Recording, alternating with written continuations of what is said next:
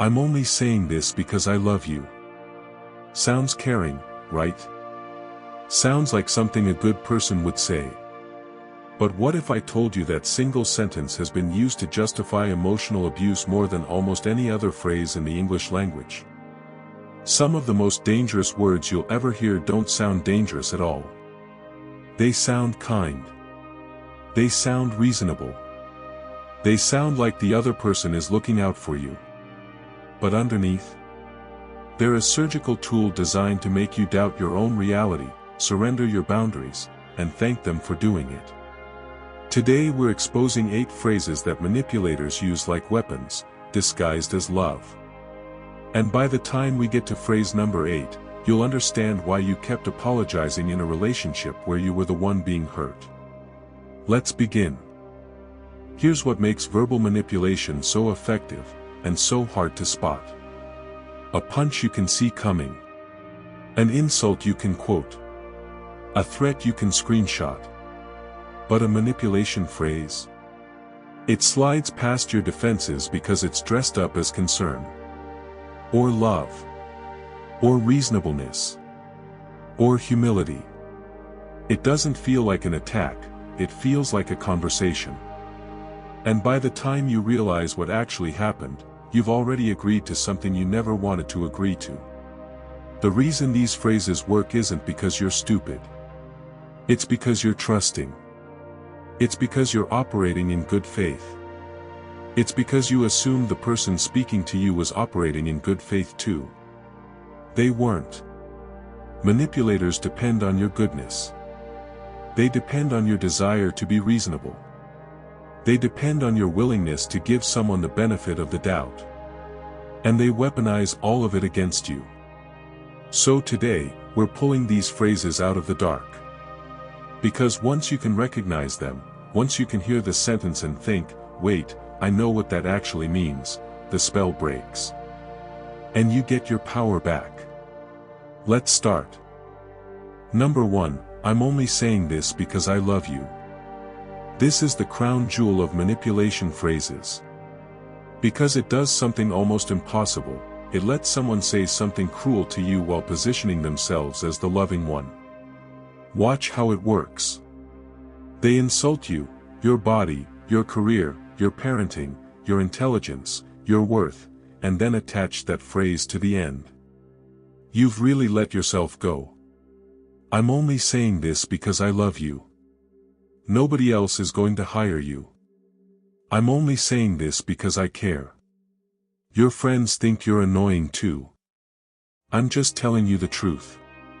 You'll never find anyone else who puts up with you. I'm being honest for your sake. Do you feel the trick?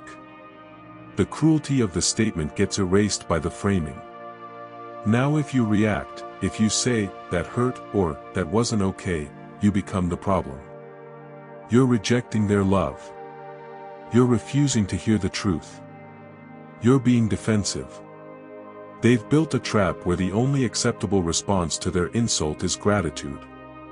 Here's what, I'm only saying this because I love you, actually means, I want to hurt you, and I want you to thank me for it. Real love doesn't need a disclaimer. Real love doesn't need a shield to hide behind. If someone has to preface their words with, I'm saying this because I love you, pay very close attention to what comes next. Because whatever it is, it's something they know shouldn't be said. Number 2, you're too sensitive. Sometimes it's dressed up as, you're overreacting. Or, you take everything so personally. Or, you can't take a joke. Or the classic, why do you always make everything a big deal? But they all do the same thing. They take your legitimate emotional response to something hurtful, and turn it into a character flaw. Notice what's happening, the conversation was about their behavior. Now, suddenly, it's about your reaction. They said something cruel, but the problem isn't the cruelty. The problem is that you noticed. The problem is that you had feelings about it. The problem is you. That's called deflection. And it's one of the most effective manipulation moves in existence, because it accomplishes 3 things at once. 1. It invalidates your feelings so you stop trusting them. 2. It shifts the blame from them to you. 3. It trains you to suppress future reactions, because you've learned that any reaction gets you labeled as too much. Do this enough times to a person, and eventually, they stop reacting. They stop pushing back. They stop even feeling the hurt in the first place, because feeling it is dangerous. Feeling it means being labeled. Feeling it means being punished. That's not resolution. That's conditioning. And what looks like a calm, easygoing partner, from the outside might actually be someone who has been slowly, systematically taught that their emotions are a crime. You're not too sensitive. You have a normal, healthy nervous system responding to abnormal, unhealthy treatment. There's a difference. Number 3, that's not what I said. That's not what happened. You're remembering it wrong. Welcome to gaslighting. You know what they said. You were there. You heard it with your own ears. You remember the conversation, the tone, the exact words. And when you bring it up, calmly, reasonably, they look at you like you've lost your mind and say some version of, "I never said that. You're twisting my words. That's not what happened at all. You're making things up. I think you're confused." And here's the terrifying thing, the more confident they are, the more you start to doubt yourself. Because a reasonable person would only deny reality this hard if they were telling the truth, right? Wrong. A manipulator will deny reality with more confidence than an honest person could ever muster. Because they have no attachment to what actually happened, they only have an attachment to controlling the narrative. And over time, this does something insidious. You stop trusting your own memory. You start second-guessing every conversation. You start recording things, texting yourself notes, keeping journals, going over interactions again and again just to check whether you're crazy. That's what gaslighting is designed to do. Not to convince you of any one specific lie, but to slowly dismantle your relationship with reality itself. Because once you can't trust your own perceptions, you need them to tell you what's real. And once you need them to tell you what's real, they own you. Here's a rule that will save your sanity: if you frequently walk away from conversations with someone doubting your own memory, your own perceptions, your own sanity, it's not you. Trust the pattern. Trust yourself. Number 4, after everything I've done for you. The debt collector phrase.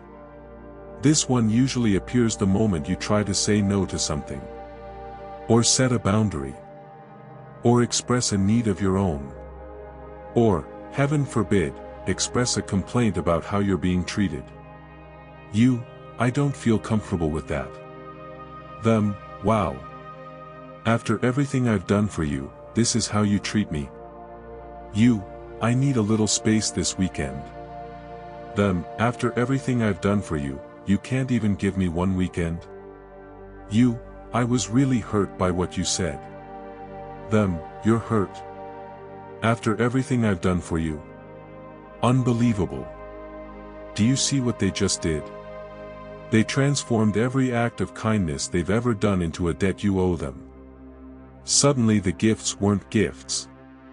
The help wasn't help. The love wasn't love. It was all a ledger, and they've been keeping score the entire time, waiting for the moment they could cash it in against you. Real generosity doesn't come with an invoice. Real love doesn't get held over your head. If someone can turn every kind thing they've done for you into a weapon the moment you disappoint them, those weren't kind acts. Those were investments. And they've been waiting to collect on their return.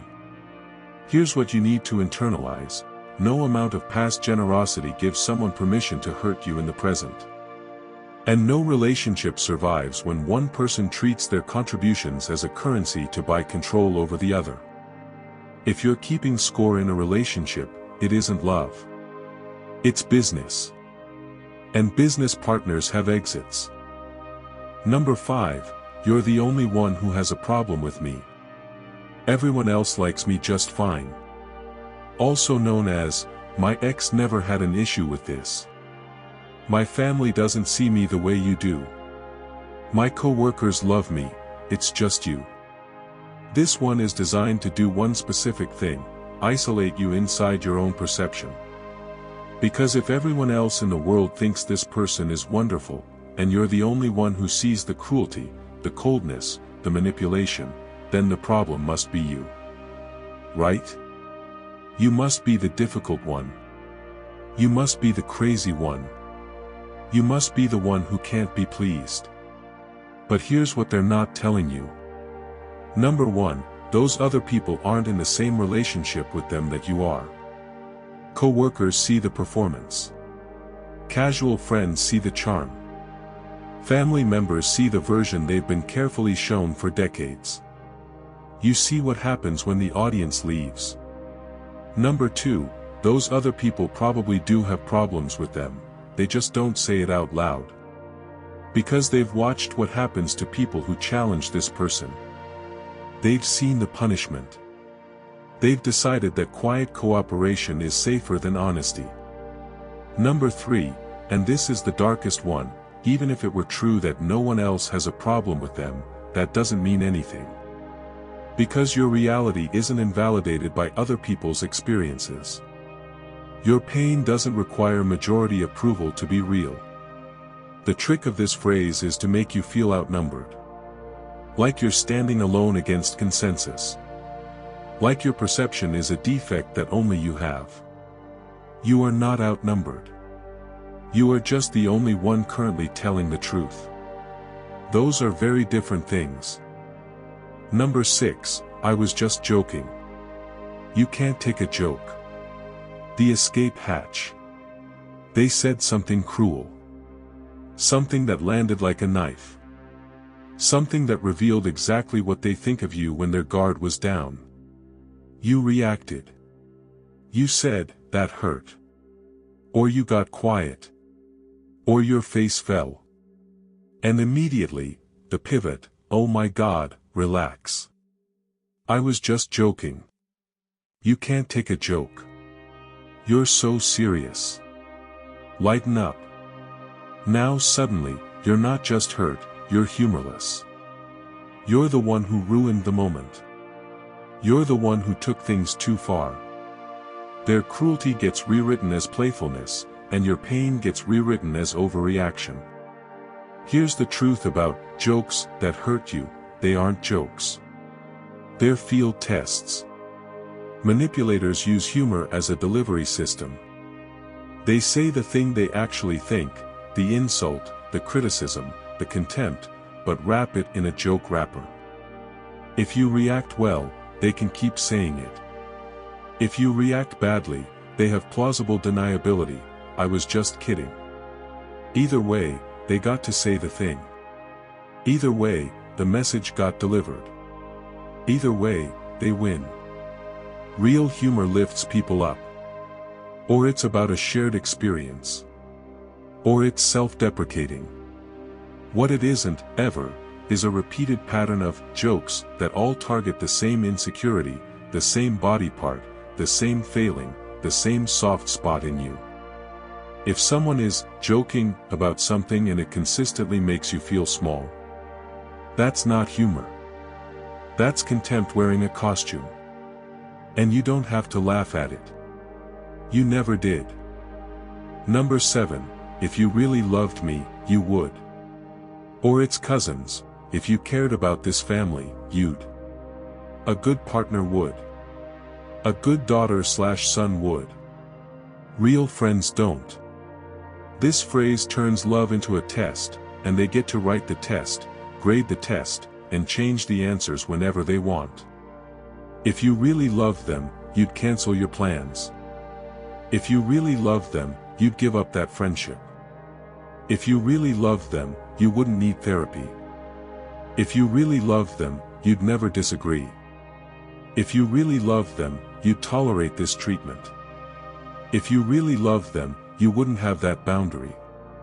Do you see the pattern? Every time you push back on something, love gets redefined as your compliance.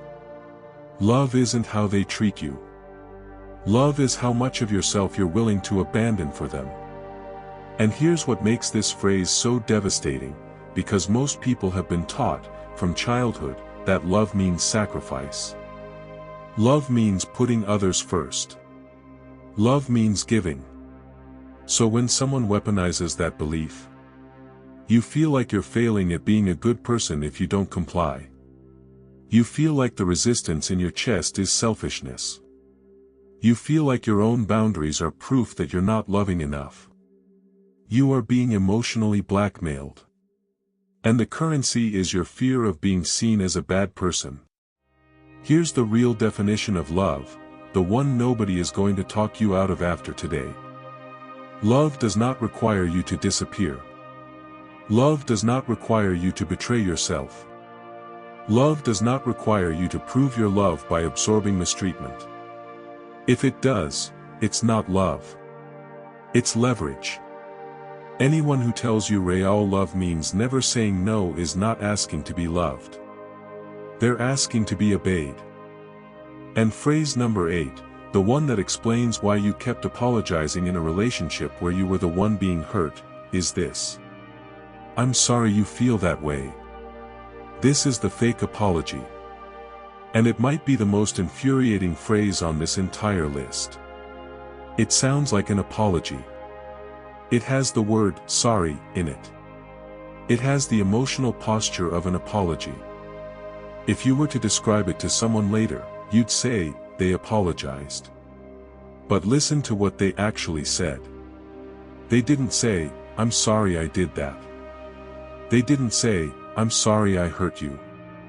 They didn't say, I was wrong. They said, I'm sorry you feel that way. Meaning, the problem isn't what I did. The problem is your feelings about what I did. I'm not sorry for my behavior, I'm sorry that you're having an inconvenient emotional response to my behavior. It's an apology that puts all the blame on you while sounding like it's taking responsibility. It's a masterpiece of manipulation, because most people don't notice the sleight of hand. They hear, sorry, and they soften. They feel like the conflict is resolving. They stop pushing. Meanwhile, the person who hurt them just walked away without acknowledging a single thing. Watch for the variations. I'm sorry if you took it that way. I'm sorry you're upset. I'm sorry that's how you interpreted it. I'm sorry you can't see my side of things. Every single one of these is designed to close the conversation without conceding any ground. They are non-apologies dressed as apologies. And here's why this phrase is the one that keeps you stuck, because you keep waiting for a real apology that never comes. You keep giving them one more chance to acknowledge what they did. You keep thinking, maybe this time they'll get it. Maybe this time they'll understand what they did was wrong. They won't. Not because they're incapable, but because acknowledging fault would mean giving up power. And their entire strategy is built on never giving up power. A person who cannot say the words, I was wrong. I hurt you. I'm sorry, sincerely and without conditions, is a person who will hurt you again. And again. And again. Because in their mind, they have never done anything to apologize for. You will wait forever for that apology. Please don't wait forever. If you recognized someone in your life while I was talking through these phrases, I want you to sit with something for a moment. You didn't miss the signs. The signs were designed to be missed. These phrases work because they're wrapped in things that look like love, look like reasonableness, look like humor. You weren't naive for believing them. You were kind. And there's a massive difference. But now you know. Now you can hear the sentence and see the trap. Now you can catch yourself the moment you start doubting your own reality. Now you have language for what was happening to you when you couldn't quite name it. And here's the beautiful thing about clarity, you don't have to do anything with it right away. You don't have to confront anyone. You don't have to make a big decision. You don't have to blow up your life today. All you have to do is see. See it clearly. Name it accurately. And let the seeing do its slow, quiet work inside you. Because once you can name a manipulation, it loses its power over you. Once you can hear, "I'm only saying this because I love you," and think, "Oh, I know what this is," the spell is broken. You may still be in the situation, but you're no longer inside the illusion. That's how freedom starts. Not with a door. With a name. Leave a comment and tell me, which phrase did you recognize the fastest? Which one has been said to you the most? Number 8 was the one that broke the spell for me the first time I understood it. I read every comment. And if this video gave you language you didn't have before, I'll link another one right here about the 7 things toxic people do when they realize they've lost control over you. Because once you start seeing these tactics, they start losing their grip. And the person using them will notice. And what they do next tells you everything. You survived words that were designed to make you disappear. That's not weakness. That's the opposite of weakness. I'll see you in the next one.